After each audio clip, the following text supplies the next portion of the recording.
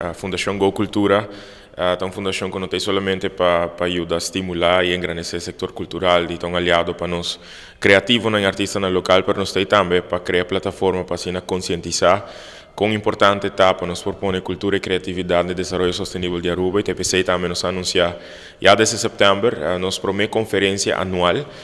que aqui está tomando lugar dia 16 de novembro no ballroom de Marriott, assim que nos lo apresentar dia aqui 7 orador local vindo de vários setores, várias áreas da nossa comunidade, que vai pôr ênfase de com cultura e criatividade assim importante para nos dar mais prominência no desenvolvimento de nosso país, e de com é assim importante para nos ativar o que mundialmente está conhecido como terminologia Orange Economy, que é uma economia que está impulsar do setor criativo, indústria criativa,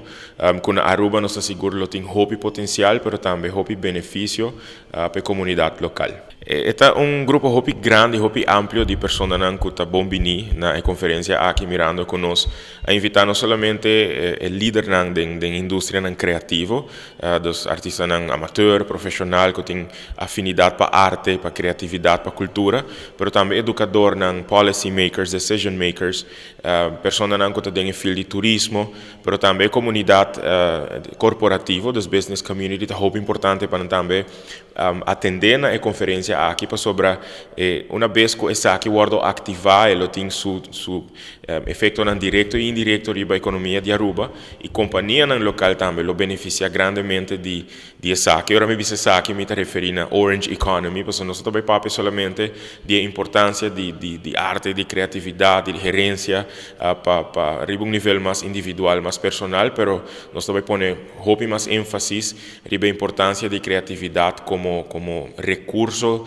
interminável, como recurso que nunca lo acaba, que nós temos na abundância na Aruba, para ativar algo que lo significa ingresso para nós gente, oportunidade, emprego para nós gente, que lo tem impacto socioeconômico muito grande para Aruba, pois é grupo que eigenlijk nos invitado desde um princípio, então um grupo muito amplo, pois manema bisa, não somente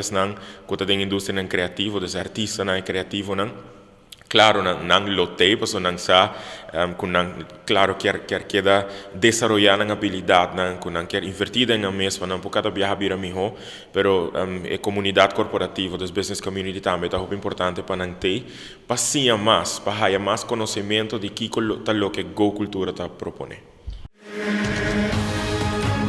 Essa aqui é Arubiano, o website